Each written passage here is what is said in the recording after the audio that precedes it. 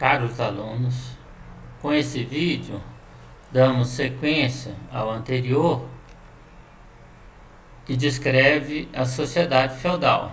E aqui nós estamos então apresentando as classes da sociedade feudal, ou seja, da Idade Média, as classes sociais, né? Bem, nós estamos utilizando o livro Leo Huberman, que se encontra na internet, né? E que é muito fácil de ser obtido e que nós recomendamos, né, a leitura dos capítulos iniciais, que estão no programa de curso que está disponível, né, para vocês. Então, e Leo Huberman, né, começa logo seu livro dizendo o seguinte: na maioria dos livros da Idade Média, por páginas fala-se de cavaleiros e damas, engalanados em suas armaduras brilhantes e vestidos alegres, em torneios e jogos. Sempre viviam em castelos esplêndidos, com fartura de comida e bebida. O primeiro, certo?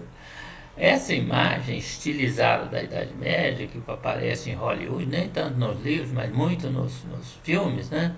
E isso não corresponde à Alta Idade Média. Não corresponde no período que vai até 1000 e pouco, tá certo?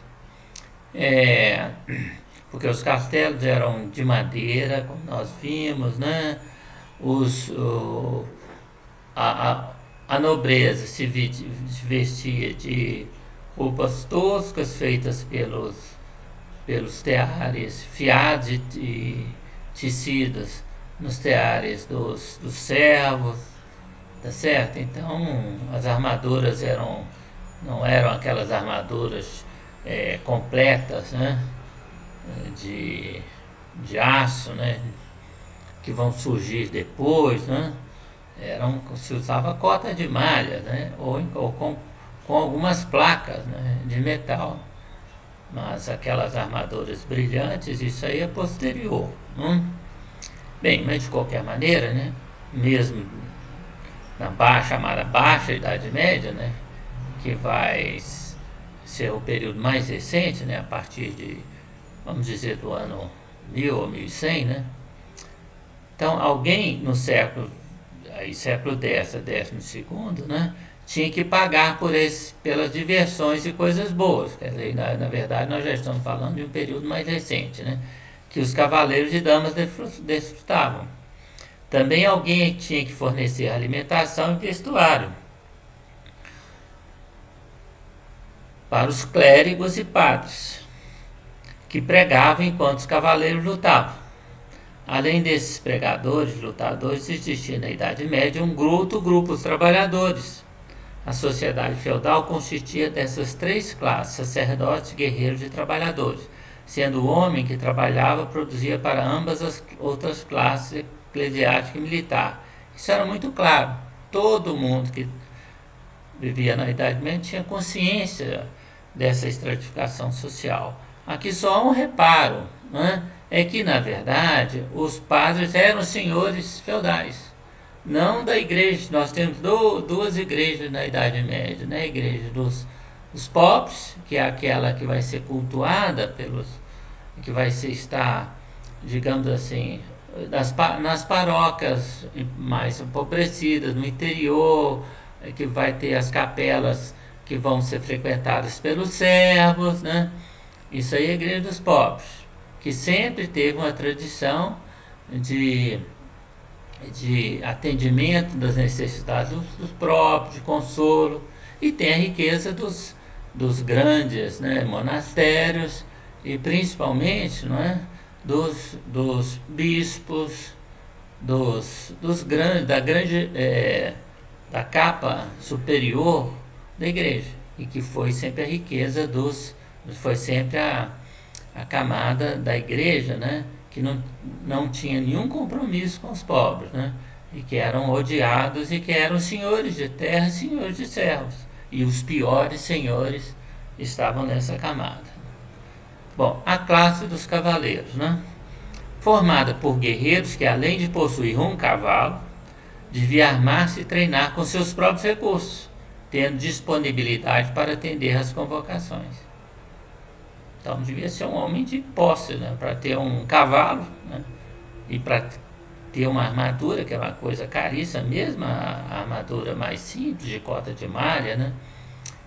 Um escudo, né? Uma lança e era uma coisa mais cara, eram coisas caras, né? Os servos, evidentemente, não tinham acesso a essas armas maravilhosas, né? Tendeu a fechar-se e transformar-se em uma casta hereditária. Isso é muito importante. Nós vimos que os vassalos, né, os cavaleiros dos senhores, né, de terra, né, que eram cavaleiros, eles eram homens livres, né, que tinham essas condições e recebiam um feudo, né, em troca, tá certo? Nós vamos falar mais sobre isso, né? Inicialmente, os feudos não eram hereditários. Você é um cavaleiro que recebeu pela prestação de seus serviços, pela lealdade, você tem um feudo. Você morreu, acabou o feudo, né? Ele não passa para os seus filhos. Mas com o tempo, né, isso vai mudar. Com o tempo, os cavaleiros, senhores de feudo, senhores feudais, né, vão se tornar em senhores hereditários. Ou seja, né, o feudo passa a ser hereditário, passa para seus filhos, né, ou passa para seu filho, o primogênito, depende da circunstância de cada região, né? Em geral passa para o seu primogênito, né? Então, né, ou seja, isso se transformou numa casta hereditária, que também vai tentar manter-se isolada, né? Impedindo que outras pessoas, impedindo, por exemplo, que comerciantes ricos, pessoas que tenham riqueza, né, se transformem em nobres. Não, passa a ser uma questão de sangue, né? Você só é nobre porque seu pai foi nobre e o avô dele, seu avô também, e assim sucessivamente, né? Ou seja, só o sangue vale e não mais a fortuna. Os mais pobres cultivavam o solo, quer dizer, tem os cavaleiros que não são tão ricos, né? Que não tem um feudo suficiente para o sustentar, né? Então os mais pobres cultivavam o solo e, premidos pelas circunstâncias, lançaram de aventuras. Achavam-se isentos de obrigações e encargos que pesam só a ordem dos trabalhadores. Eles são homens livres, mas não têm obrigações, né? Não pagam as ações banais. Nós vamos ver o que é as banalidades, né? As banalidades é quando você tem que entregar parte da sua produção, por exemplo, para usar o moinho, né? Para moer o seu cereal, o seu centeio. E não há juiz que possa puni-los. Isso é importante, né? Cumpre-lhes realizar somente alguns serviços honrosos, que prometeram por livre compromisso o senhor de seu feudo. Então eles têm a obrigação com o seu suzerano, com o senhor que lhe concedeu o seu feudo, e é isso, né? No mais, não tem regra, pode matar, pode fazer o que quiser, ok? Ele só não pode matar outro cavaleiro, porque aí ele vai ser julgado, tá certo? E muitas vezes vai resolver, o julgamento vai ser um julgamento de Deus, vai resolver, né, a sua diferença com outros nobres, né, num campo de luta, né? Quem vencer está isento da acusação. E a classe dos sacerdotes. Na igreja era parte do sistema feudal, uma organização mais poderosa, maior e mais antiga e duradoura que qualquer coroa. Foi a maior proprietária de terras no período. Ou seja, quem tem terra tem servos. Então foi a maior senhora de terra no período. Ela chegou a ter 1/3 das terras durante a Idade Média. Isso dá o poder da igreja, né?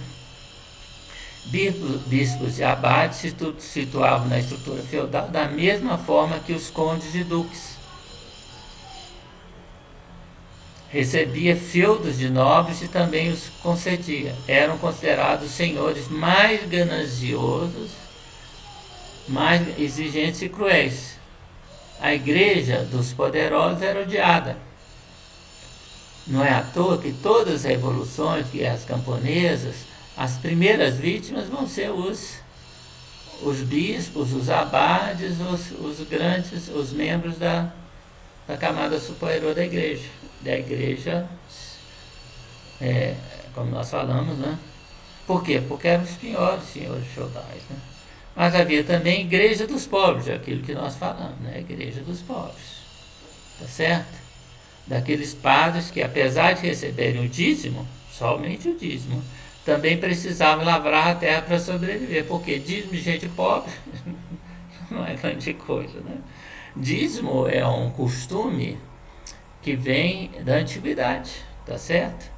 Era o que os judeus, né, davam para a classe religiosa. Isso foi conservado na Idade Média, né, pela igreja, tá certo? E era pesadíssimo, 10% aquilo que você produzia, né?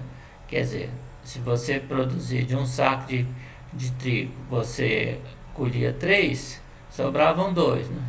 10% de 3, né, dá 0,3, ou seja, 0,3%, 0,3, um terço do saco, sobravam 2, um terço você tinha que dar para o padre. Vamos dizer que você ficava, o outro, você ia dar para o seu senhor, você ficava com 2 terços de um saco, né? Isso é uma conta apenas ilustrativa, né? Então, os cistercienses, né, é uma ordem que recebeu sua carta, sua alvará, né, em 1119, né, se tornou famosa por não ter servos e tratar com justiça os colonos, né? Então, teve as suas exceções, honrosas exceções, né? E a classe dos servos? A classe dos servos é quem carregava o piano, quem trabalhava e sustentava as outras classes, né?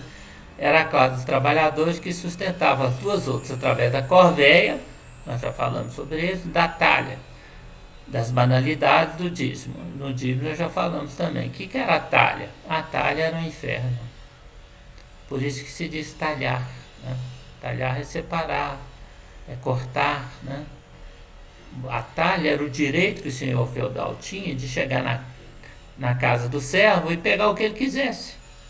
Então, sempre que um servo começava a acumular alguma riqueza, alguma coisa, né, ele tinha que esconder. Porque se o senhor feudal chegasse lá e ele tivesse uma taça, um copo, uma taça, um vasilhame de metal, de cobre, não tinha dúvida, o senhor feudal pegava, não? Pegava, né? Isso era o direito do senhor feudal. Nas banalidades, nós já falamos, né? E do dízimo também nós já falamos. Havia os servos domésticos que não tinham terras, eram verdadeiros escravos, eles viviam nas dependências dos senhores, né? Desculpe, né? Da renda, né? Do que os outros servos produziam, né? E quem lhes entregava eram as coisas necessárias à sua vida, eram os seus senhores, né? Os servos, isso é muito importante, eram presos à terra do senhor. Não havia o direito de ir e vir, né?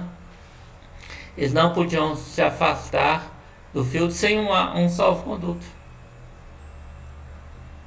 Se ele o fizesse, a milícia do senhor ia atrás dele, né? E se o servo fosse pego nas terras do outro senhor, o outro senhor costumava devolvê-lo, né? Ou então torná-lo servo dele mesmo, né? Eles, contudo, não eram escravos, não eram escravos, muito importante, né? A escravidão já tinha superado. Não podiam ser vendidos separados da terra sob sua posse. Quer dizer, você tinha uma terra sua, você podia vendê-la, eu sou um senhor de terra, ou dá-la, né? Então, ou entregá-la como feudo, né? Aí você não está dando, a não ser que for, quer dizer, com o tempo você dava um feudo e ele daqui a pouco virava uma posse definitiva do senhor feudal, né? Mas então você dava um feudo, né? Ou dava terra, ou vendia suas terras, e o que acontecia? E os servos iam juntos. Você não podia vender os servos separados, você não podia vender como se fazia no Brasil, né? Se pegar as famílias, separar, pegar os filhos, vender a mãe, separar dos filhos, do pai. Não, você tinha que, se vendia, só podia vender a terra, e a terra era acompanhada do servo, né? Vivia em comunidades aldeãs. Aqui nós colocamos o mir, que significa comunidade aldeã, em russo, porque o mir, né, a comunidade aldeã na Rússia, existiu até o século XX. Né? A servidão na Rússia terminou em 1861, na verdade entre 61 e 67, né? Foi o processo de libertação dos servos, que continuaram meio servo depois disso, né? Mas até lá e posteriormente, né, era importante, né, as comunidades aldeãs, que tinham conselhos aldeões que eram muito importantes, né, que decidiam, por exemplo, a redistribuição de terras todos os anos, né? E estavam sujeitos ao direito constitucional. O que é o direito dos costumes? Isso aqui é direito constitucional. Só que quem fazia justiça? O Senhor. Né? Bom, as outras classes, os cavaleiros sem terras, que viviam quem? Viviam como senhores, né? Viviam nos solários dos senhores, na casa, nos castelos dos senhores, né? Como guardas, né? E que eram mantidos pelo produto que os servos entregavam para os senhores, não? Os ministeriais, que são ministeriais, eram os agentes senhoriais prepostos do amos na direção de um serviço doméstico ou na administração de uma área afastada do domínio. Ou seja, era muito comum que um senhor feudal, os mais poderosos, tivessem centenas de feudos, um separado do outro. E quem administrava esse? Os ministeriáveis, tá certo? E recompensados por uma parte das rendas que ele tinha que receber do servo, né? Para entregar para o senhor, né? Os camponeses livres, que trabalhavam em alote. O que é alote? Alote é uma terra de propriedade livre de qualquer encargo, né? Mas sob constante ameaça de perderem a liberdade de se transformarem em servos. Aliás, existia um ditado na Idade Média que dizia a gente que não existe terra sem senhor. Até porque essas regiões onde os camponeses eram livres atraíam fugitivos, né, da servidão de outras regiões, então era um perigo.